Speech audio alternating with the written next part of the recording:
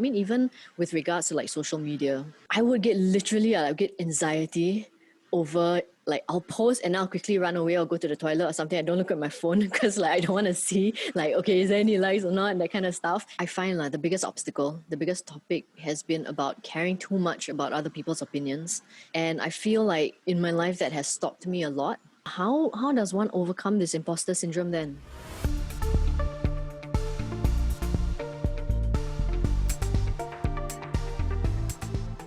Hi, Jamie. Welcome to the show. Hi, Stefan. Thanks for having me. How would you like me to introduce you? Oh, okay. So my professional kind of title is a journalist, and I often introduce myself as a veteran journalist in luxury lifestyle. And you have been a veteran journalist for many different media, such as Channel News Asia Luxury, The Straits Times, Tatler Singapore, The Edge Singapore, just to name a few. And you have vast exposure to the media world, right? And you're also a creator and a host of Spectrum, spelled as SPEQTRUM, which is a podcast for LGBTQ plus voices. Yes, that's right. And so you're the media expert. And I have a first burning question for you would be, as a journalist, do you think that the media is bad for mental health? Wow. Okay, we're jumping straight into it. Okay. Now, do I shoot myself in the foot and my industry, or do I tell the truth? Okay. Okay, on a very personal note, right? I do feel that the media, number one, the media is very powerful, as we all know. It can really shape the narrative in society. And with that, I do feel that, the media has a great responsibility in doing so. Unfortunately, in the past, traditional media, as we know, tends to focus on the negative. Like, I'm sure you've heard this term, if it bleeds, it leads. This is what they describe in terms of like, okay, very gory images, very gruesome images, or like even sensationalist kind of stories. So traditionally, yes, the media has been known to be more negative. And in fact, actually, right, come to think of it, when this pandemic first started, I did share a post on my social media accounts talking about this and telling people not to watch the news. So because I personally believe that we need to really guard what we feed our minds with, and we cannot constantly like let ourselves get bombarded. Yes, we need to be aware, and yes, we need to know what's going on. And I feel like, okay, just knowing the top line news, that's enough, of course.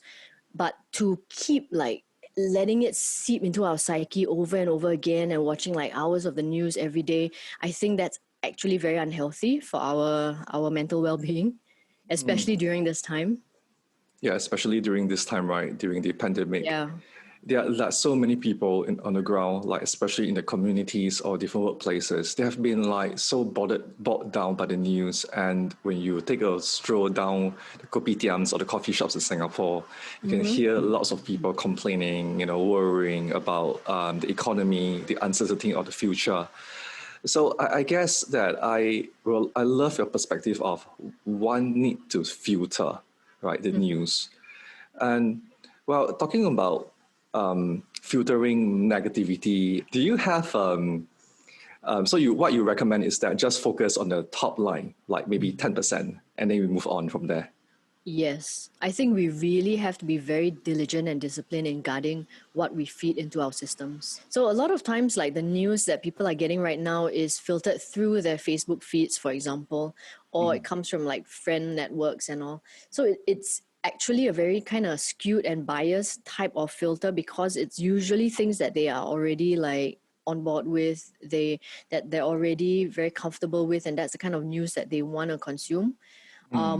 So I think right now what's happening is, the idea of news is getting very, very skewed, and the lines are blurring. So a lot of people are reading a lot of content out there, but it's from untrusted sources or unverified sources. So that's the danger. So I would advise, really, it's really about looking for and seeking the actual credible sources of news, number one. Yeah. And also, this whole thing about WhatsApp, people are like forwarding a lot of stuff and they forward articles and all that. And it's become like this part of our culture and society, right? But it's actually, I do feel it's quite dangerous, because, the whole phenomenon of fake news and all that, it's propagated by this kind of behavior. So it's important that we scrutinize the news details first before we forward it to other people, right? Definitely, Yeah. definitely. Yeah, and make sure that it's coming from a credible source before you forward it on. Because, I mean, that's just being like a responsible citizen, I feel. Do you think it's much more prevalent to a certain group of people that they tend to do this? I think in society, we can all agree that it's more the older generation, and it seems to be quite unanimous across the board. A lot of people are experiencing that. Yeah. Why is that so? Because they are not so connected to digital advancement, or is it because that there's a level of anxiety going on in that group due to COVID-19? Okay. What's your perspective? I think it's a combination of factors. So, on one hand, definitely, I think they have more anxiety. Okay, honestly, personally, I feel as I get older, I feel less invincible, I feel more susceptible to things like illnesses and all that kind of stuff as well. So I think as we get older, we may get a little bit more paranoid about things, and I think that's natural. And then there's the other aspect of it where, yes, they are less digital savvy. So they may not be as aware of their actions also sometimes and the repercussions of their actions. They may not see that, oh, if I forward this, I may actually plant a seed of fear in somebody else. They may not actually see it on that level. Yeah. Yeah, I think we all have to do our part in helping different groups of people across society to make sure that we get connected to newsworthy stuff, but not the fake news. So Yep. within the noise, we need to learn how to look at the actual light, right? And Exactly. and on that note, because this topic, of course, the title of the podcast is called "Getting Naked with Happiness," and we talk about topics around happiness and what are the issues that strain happiness. So I'd like to ask you, for what does happiness mean to you, Jamie? Okay, so it's a very good question, and I think happiness means a lot of different things to different people. For me, for most of my life, happiness has actually been something that's very elusive, and I find like it's something that I want to get to, but I'm not sure if I can ever get there, sort of thing. And for me, because what happiness means to me is not like on a surface level. It's not like, okay, I eat this ice cream, then I'll feel happy, or I buy this bag, then I'll be happy. So for me, happiness is like, I think it's more aligned with real alignment in terms of internal alignment, in terms of understanding or contentment. Maybe it's about contentment. Yeah, so it's definitely not about like extrinsic rewards or objects or material items. Yeah, so it's more of feeling like completely at peace with myself and at one with myself and happy with myself. For me, that's what the journey has been about.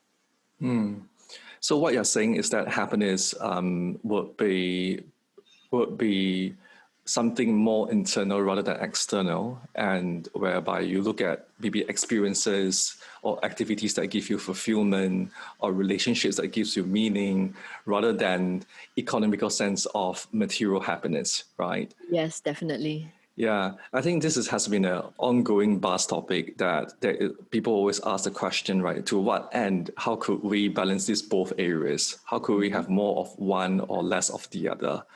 But it's great because we are dwelling and going down this rabbit hole, right? That what is happiness and well-being to for everyone, and everyone has a different answer to it.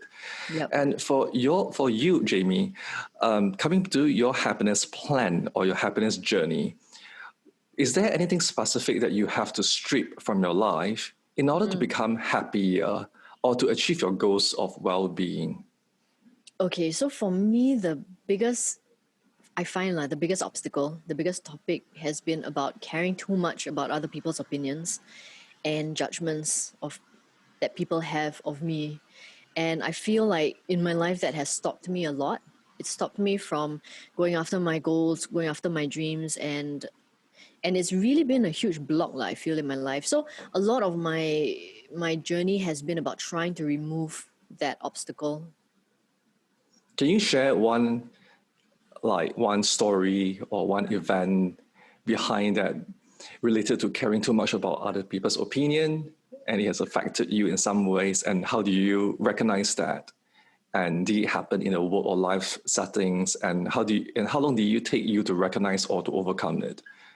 Oh man, I think that's like a constant battle, actually. So if you ask me to like name one, it's a bit hard, but it's really like a constant battle every day. I mean, even with regards to like social media, like, I didn't grow up with social media. I mean, we're from that generation, and but social media, I recognize it's important for my work, and I need to use it in a professional context and not just like on a personal basis. So I find, even making that leap, actually, right, I need to do an entire paradigm shift because I used to be like so private and I didn't want to share very much. And then I was so uncomfortable just even posting anything at the beginning. And I only started maybe like a couple of years ago. And I would get literally, I'll get anxiety over, like, I'll post and I'll quickly run away or go to the toilet or something. I don't look at my phone because like I don't want to see like, okay, is there any likes or not, and that kind of stuff. And then at the same time, I'm like, what the hell? I'm like, how old already, And and I am in media, Why am I experiencing these feelings of like anxiety? So I felt like, so I had to do this entire paradigm shift to make myself feel like okay and deal with anxiety, And the way I actually overcame that was I created sort of like an alter ego for myself. So I kind of created like a social media persona. And that's how I mentally got over that, like, that huge barrier that was like, or impeding me from posting happily and freely, which I know should be the case. So it's a very like upside down kind of weird relationship I have with social media. Interesting. Like, how do you create an alter ego for that? Like, do you take a deep breath and just imagine that you have a Jamie that is sharp and poised and having a face of media doing that front? Like, because I think this is useful, because personally I do face these issues of like, oh my God, Yeah. I'm going to post something. And then I say, okay, forget it. And then just walk away. No, you And know I end what? up It's not posting. interesting. Yes. Like, I talk to a lot of people like in our generation, right? Okay, to let's be like transparent, we are Gen X, correct? Yeah. Okay. So I talk to other friends in my generation also, and a lot of us feel this way. We have this little bit of like like, and there's a lot of self-doubt in that sense. So, but I mean, you talk to the young generation, they have no such fears, or they have like no qualms about it. They'll just post freely, right? And they don't care, kind of thing.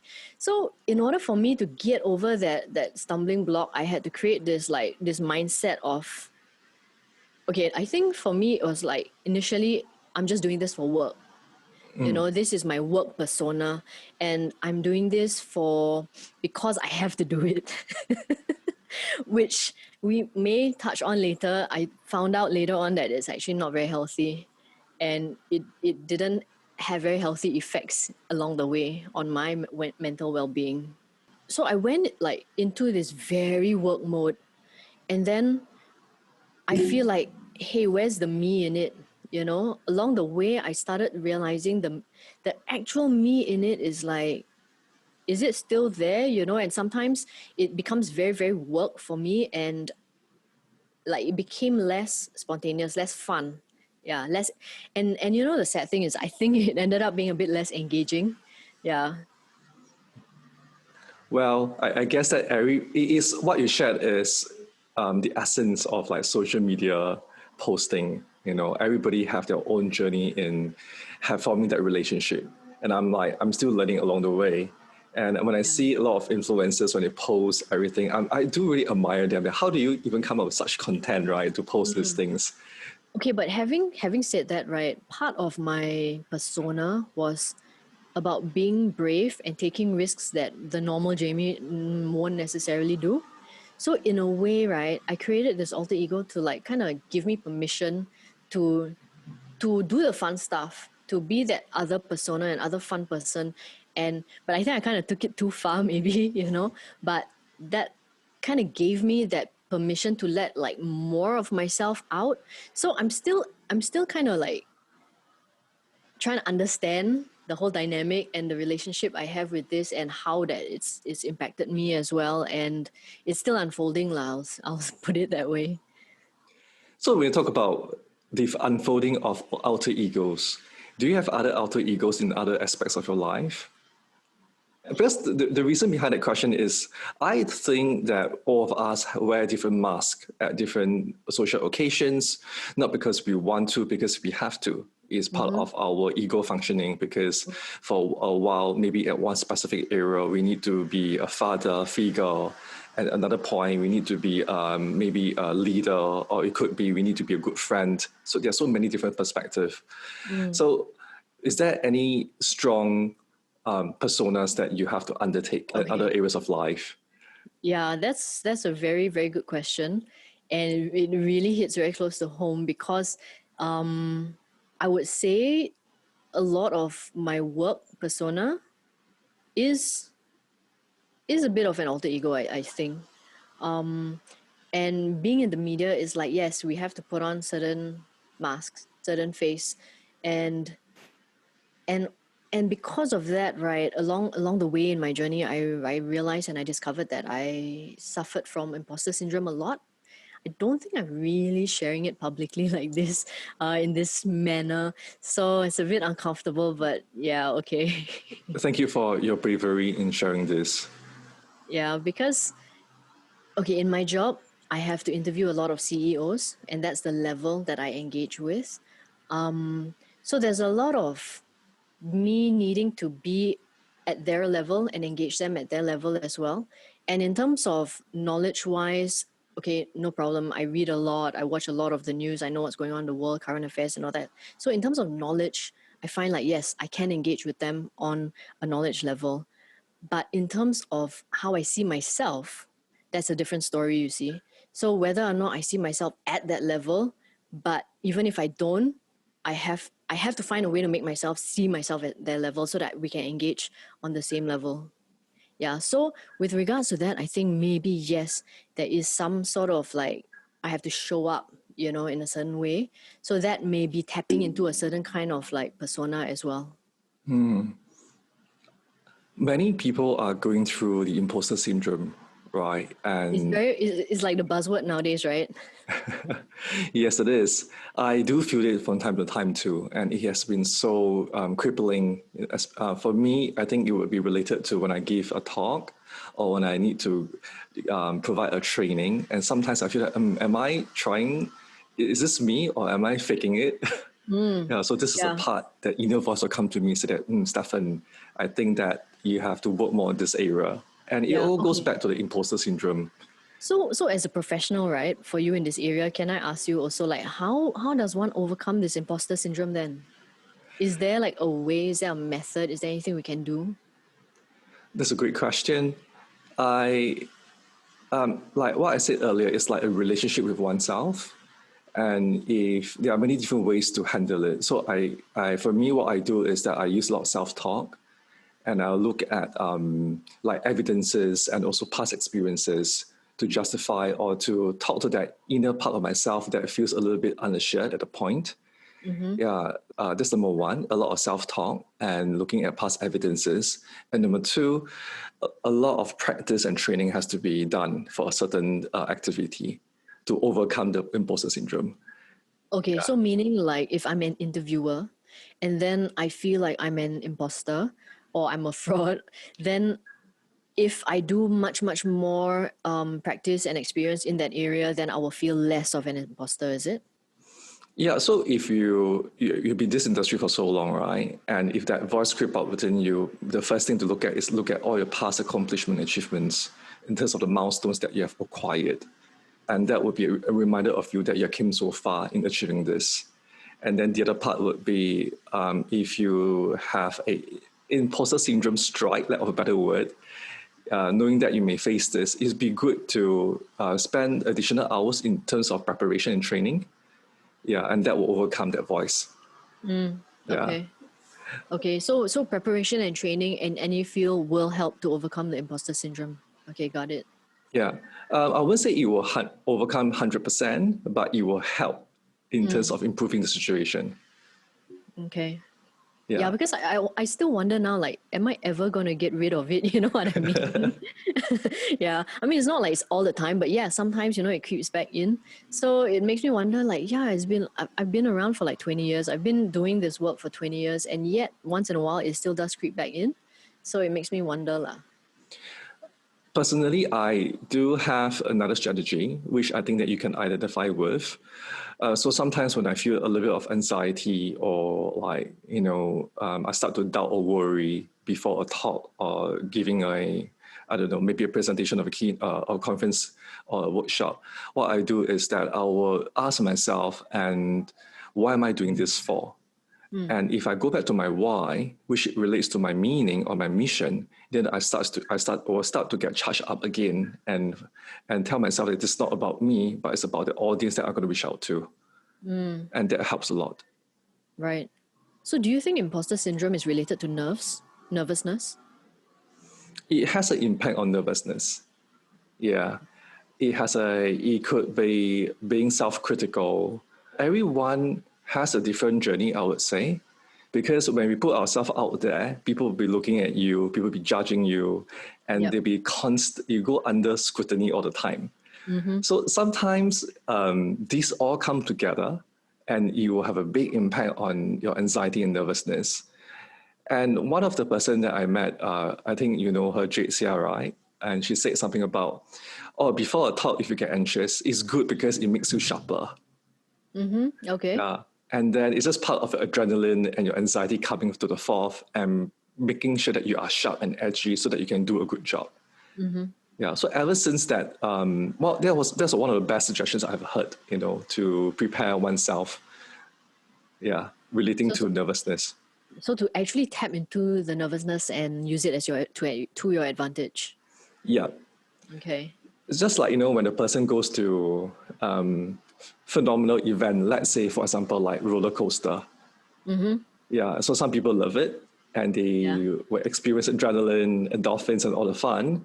But the rest of the people who don't love it, they hate it, they'll be experiencing like anxiety and stress and all that, Yeah. right? Yeah. Yeah. I don't love it. So I used to be the one not liking it, Uh-huh. and I've experienced all the stress and fear. And then I started asking myself that if there's a group of people enjoying it, what am I missing out for the experience? And then Okay. I realized that when I go on board, I just have to shout and scream and just imagine that it's going up on a spaceship. And I Uh-huh. converted the anxiety hormones Uh-huh. to excitement, which is very similar. Yep. Yep. Wow, you actually successfully converted the energy to excitement. Yes. So from being scared, now you actually get excited from it. Yeah. Wow. Okay. Okay. That's Yeah. interesting. It's quite interesting. So I think based on that, I do a little bit of that when I, to go to presentation or facing imposter syndrome. That will be the voice I'll be engaging with. Yeah, this is going to be fun. Let's have fun. Let's Yep. make this good. Yeah. Yep. Cool. Well, I mean, these are all about talking about imposter syndrome, talking about setbacks, right? Let me bring the attention back to you, Jamie, because I would like to ask you about, Yeah. is there any personal setback that you have experienced, and what do you need to do to overcome it? Do you think that you are able to share one incident that is related to healing and also pursuing happiness? I think, okay, for me, the biggest theme probably would be about accepting myself and self acceptance. So that has been literally like a lifelong struggle. And it's something that I have been working on for a long time, and being out and in the open. And it's so I feel like my entire life has been about overcoming that, and obviously there's been a lot of pain and suffering that is attached to that over time. And as a result also of like that relationship with myself, I feel I hadn't been in a good space to attract like healthy functional relationships. So I had attracted a lot of dysfunctional relationships. And so it's been kind of messy, if I were to be really honest. And so right now, I've actually been on a relationship sabbatical for quite some time. Sabbatical relationship. Yes. Yeah, I've taken a sabbatical from relationships while I actually work on a lot of stuff. As a person in the mental health industry, what you shared is very worthy in terms of mentioning, and I appreciate the fact that you say that, because there are many people who strive to seek happiness in their relationship, and then in the journey of doing that, they found that they have lots of issues that they have not resolved. And because when they are in love with another person, their innermost part comes out, right? And if let's say that innermost part is wounded, or it could be strained by the past events, they bring forth these resources to the relationship, and sometimes thinking that the relationship would be their remedy. Yeah, and then it becomes like a very dysfunctional pattern, or and they will have a lot of fights and traumas, and then they realize that they still have personal issues to work with. And along the way, they may also attract I wouldn't say like-minded people, but also other partners who have issues too, and it become a therapeutic relationship, right? They bring out the worst in each other. Right. And sometimes they break off and they realize that they have either that they look for a new partner and go into a similar pattern, thinking that maybe is just a part of life. But for you, what you just said is that what you said was very wise, because you have reached a point of self-awareness by saying that you are taking a sabbatical in relationships, because you know that you want to focus on your personal journey and development right now before you jump into another relationship with healthier or much more well-being focused resources. Yeah, I mean, I recognize that that clearly was a pattern. You know, it was very, very obvious. And I also felt like I was quite powerless, like I couldn't break out of that pattern. And sometimes, you just kind of fall into things. And I know, okay, that theory versus the theory of choice. But I felt like, yeah, I was falling into certain things and certain patterns. And I needed, perhaps for me, right, I really needed to hit rock bottom to finally like wake up and say, no, that's it. We cannot keep doing this anymore. And something really, really needs to change. And I mean, over the years, I have been seeing counselors here and there, and several different counselors. And each time they would tell me, like, my self awareness is really very high, So I know a lot. It's just that I didn't know how to overcome it on my own. And like I read a lot as well, and I've been into like personal development, self-help stuff, and I've been to like tons of workshops over the years. But for me personally, I clearly realize now that it was not enough, because I needed something more and something extra to help me. And I've actually only just recently been doing some inner child work with my current counselor. And so far already, I feel like there's quite a lot of breakthrough. And so all this while, I mean, then when I look back on hindsight, right, I'm thinking, wow, I lost many, many, many years. If I had actually only done that work earlier, you know but at the time I was just so caught up and swirling with a lot of stuff. So I guess it's like they say, things happen in its own time, like when we're ready, I guess. What is inner child work that you have experienced? Okay, so it's not always easy to go back there. And a lot of times there's a lot of resistance in wanting to go back there, because that was the source and the root of a lot of pain, and a lot of where everything kind of like went wrong after that. So the number one is that actually facing that fear and being willing to go that far back.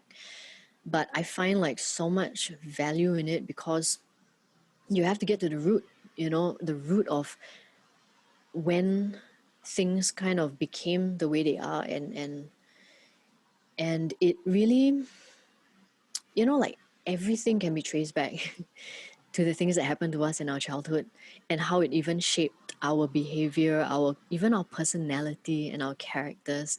And also like just a couple of weeks ago in one of my last sessions with my counselor, I discovered that I'm actually more extroverted than an introvert, but I've been having this self-image of myself my whole life as being an introvert. And that is the identity that I have been holding on to for my whole life.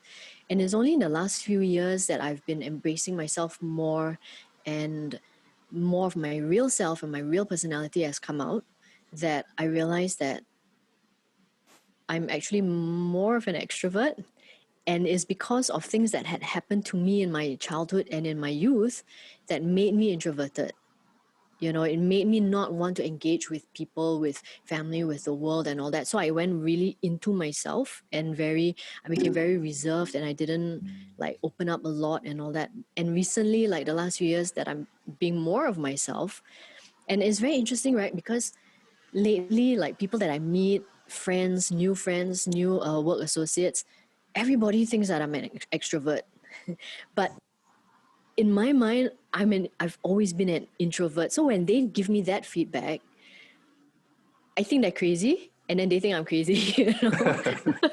And they don't, because they see me as more extroverted. But I've been having that identity of an introvert for so long, and I've been carrying that for my whole life. So it was a very like huge eye-opening thing when I discovered that a couple of weeks ago. And it was great because then I kind of feel like I am coming back to who I really actually am, or who I was always, you know.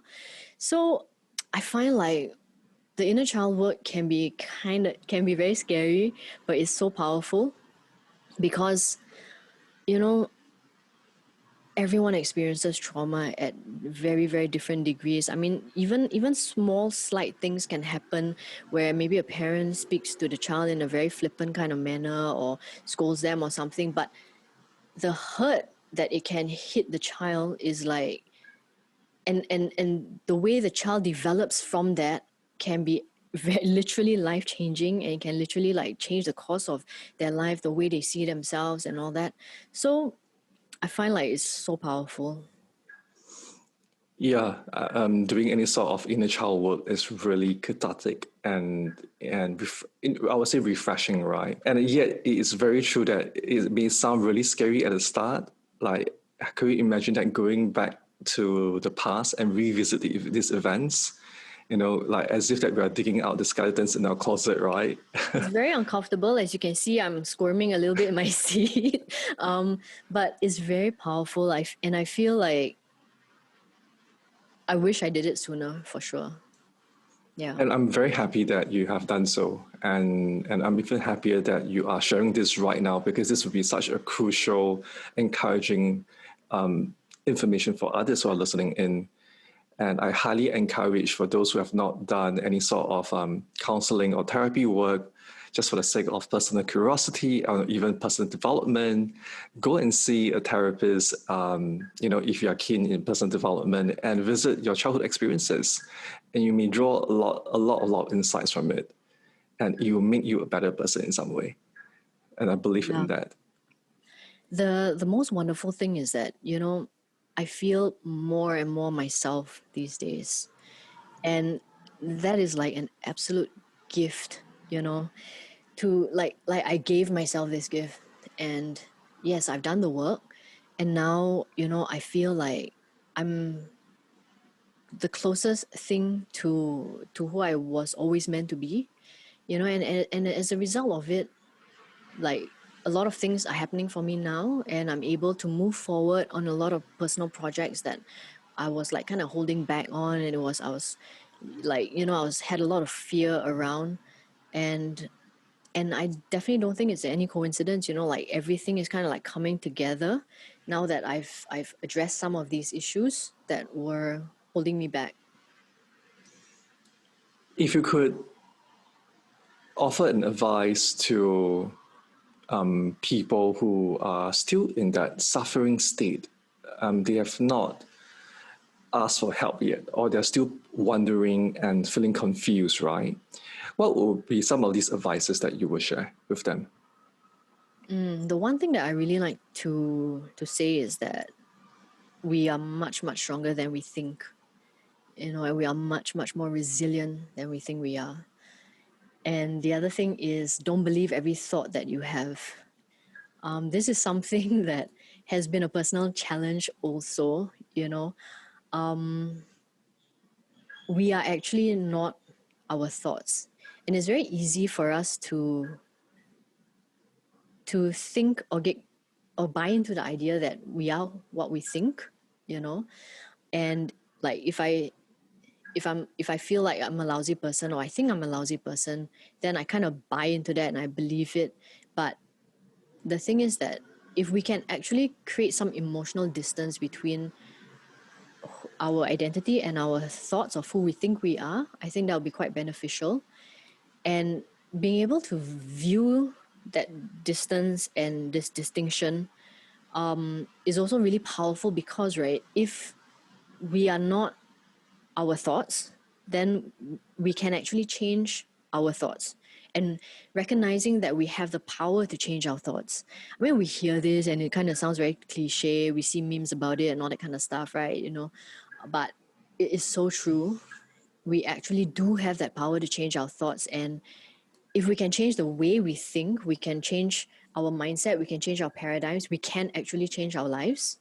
And like, I have kind of proved that to myself, so I know it's true and it works. And number 3 is that you are not defined by the things that happen to you. So I think for me also personally, I have spent a lot of my life letting things that have happened to me define who I am, define my identity, define my self-worth.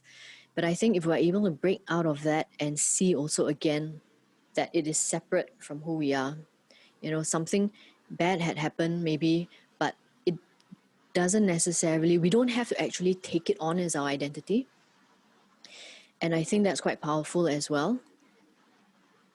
You're not defined by the things that happen to you. Yeah. I like that. I like this.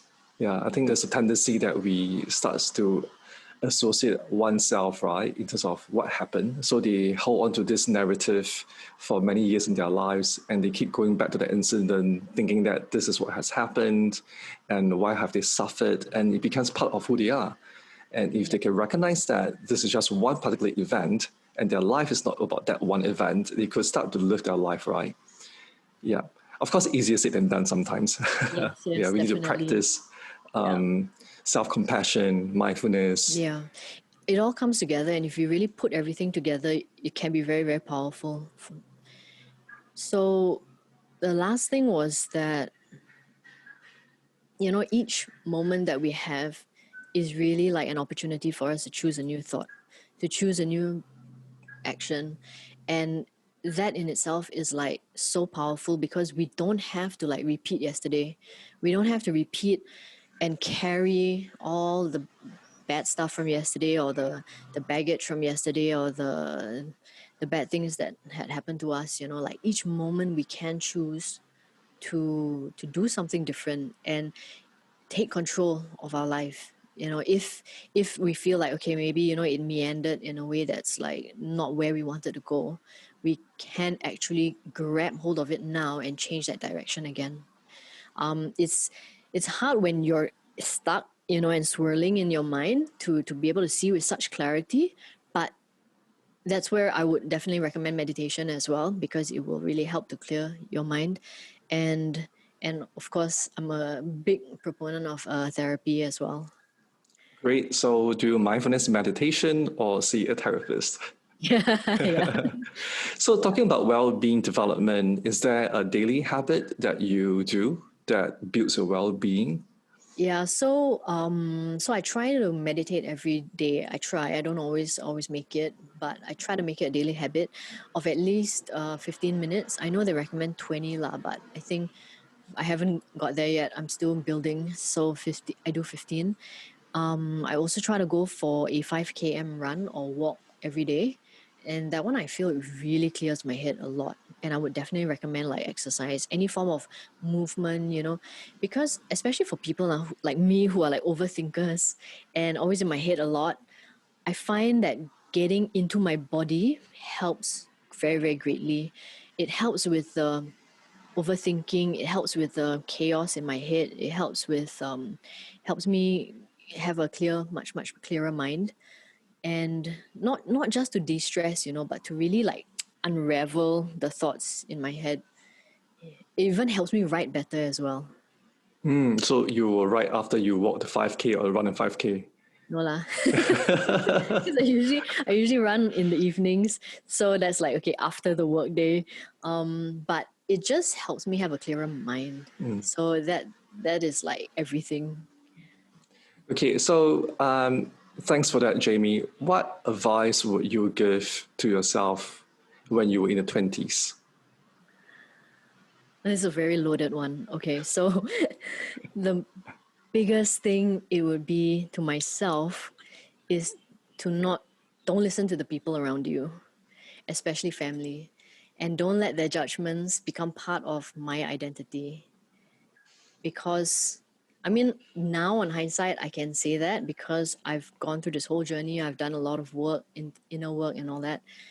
And I can say that they actually don't know really who I am and what I stand for and what I'm about. And you know, people often, when it comes to judgment, they come from their own perceptions and their own biases, and they don't actually see 100% what is in front of them sometimes, because everyone comes with their own filters, right? And it's very dangerous. That's why putting too much stock in other people's opinions and putting too much stock in other people's judgments is very, very dangerous, because it's not neutral. It's not reality. It's not the truth of what it is, you know? And we all have an inner wisdom. So our job really is to find a way to tap into that inner wisdom, because we actually have that inner wisdom to know what is best for us and to know what is the right path, what are the right choices that we should be taking. And so my other advice is to really filter out the noise, especially those that have their own agendas for us and for our lives, and tune into that own inner wisdom. Number 3 is to find a way to heal from all your early trauma faster. This is advice to myself, right? So is to find a way to stop the swirling, stop the going round and round and round in circles with the wrong relationships and all that, and find a way to just heal much, much faster. Number 4 is I would tell myself that you are okay the way that you are, and to accept and love yourself for the way that you are. I like that. Yeah, it's been tough. So that's been one of the big themes also for my life. And then number 5 is don't believe the gaslighters. When it was happening, I didn't know this term. There's another newish buzzword, right, in psychology circles. So I would tell myself to find your inner strength and grounding, so you can see that other people are just operating from their own agenda and their own need to manipulate other people, and stay strong and grounded in my own sense of self. And the last 2 is to tell myself that God does love you and you are okay the way you are, and to move on faster from things. Thank you. That's beautiful. And for those who are listening, just to give you context of gaslighting, I mean, maybe some of you may be aware what it is. What Jamie said is gaslighting is a manipulation technique that one may use sometimes on a conscious level or sometimes unconsciously to get what they want. So gaslighting may involve talking down to other people, eliciting insecurity in another person, and by doing so, they can feel better about themselves. And sometimes gaslighting could be they use confusion. They confuse you with many different information. By the end of the day, it's because they want you to doubt yourself. So sometimes they may make a passing statement of like, how could you do such a thing? Or it could be, oh, why are you so dumb?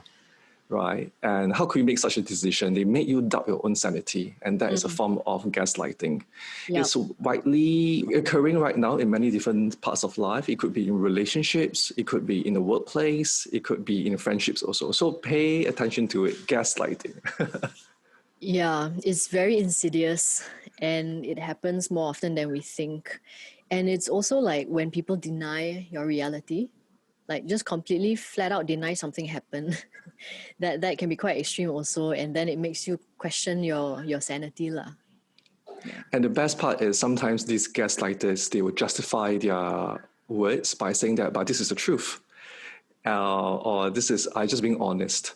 But please don't get confused between the word honesty and authenticity, because they may be very similar, but if honesty comes with your own personal agenda, that is not healthy at all. Yeah, which is why it's so important, right? That people really have such a strong sense of who they are, so that like other people cannot so easily gaslight them, manipulate them, and all that. Yeah. So we all have our own fair share of experiences. So I think that's a great one advice that Jamie that you have shared. So coming back to your mission and your podcast, please share with us who are listening in about your podcast and what is it for. So, as Stefan mentioned earlier, my podcast is called Spectrum, SPEQTRUM. And it's a podcast which I've designed as a safe space for LGBTQ plus voices, stories, and dialogue. And you can visit us on our website at www.speqtrumpodcast.com and find us on Spotify and Apple Podcasts and a couple of other platforms as well. So what I hope to do honestly with this podcast is by giving voices, right? What I really want to do is to bridge understanding in society between the different groups, because the issue is a very divisive one, and it's very polarizing. It can be like one camp against the other, that sort of thing. So what I really want to do is I want to create understanding so that one side can understand the other side more and better, and through that also I hope to create more like empathy in society, so that people embrace diversity more, and we can all like have a more inclusive society, and it's not just about one camp against the other and that sort of thing. I know it's a very lofty goal and it's not something that's going to be easily achieved, but I just want to do like my little part to be able to get some stories out there and some sharing out there, and hopefully it would help people to see things in a different light or have a different perspective of things, and that's my goal with it. That's a great goal, and I will highly support your mission, Jamie. And I think that many people will find it well deserving to learn more about different perspectives, so that we could be more inclusive. And that is the way forward in our future. It has to be. Too. Yeah, and that's the hope and the dream, and I believe we have to move in that direction. And the world is moving in that direction, and it's very, very encouraging already. So I think it's really the right time as well for me to launch the podcast. And I mean, going back to everything that we shared about, I wouldn't have been able to do this if I didn't do all that work that I was telling you about. I wouldn't be able to be so open and free and put myself out there also. And part of the reason why that, you talk about goals earlier, and what I had to strip from myself was caring too much what people think, because doing this project, for example, it is a little bit of a risky venture. A lot of people are saying I'm brave and all that, and putting myself out there so openly and so vulnerably as well. So that was like the number one thing that I had needed to work on and eliminate, was being so fearful about what other people are going to think and how they're going to judge me. And I'm glad I did it, because if not, I wouldn't have been able to do this platform. Lovely. What you just shared reminds me of the latest movie I've watched. That is Mulan. Oh, okay. Yeah, I haven't seen it yet. And the quote is, "There's no courage without fear." So you have came a lot so far with lots of courage because you stepped through fear, right? And yeah. Yep. So thank you, Jamie. And for those who are listening in, thank you for joining us with another episode at Getting Naked with Happiness. And this is your host, Stefan Liu. And Thank you, Jamie, for being here today. Thanks, Stefan. Had a great time opening up and chatting with you about all these topics. I love talking about this stuff. Yeah, and I look forward to having more of these discussions and conversations next time. See you. Thank you. See you. Bye. Thank you, everyone. See you. Bye-bye.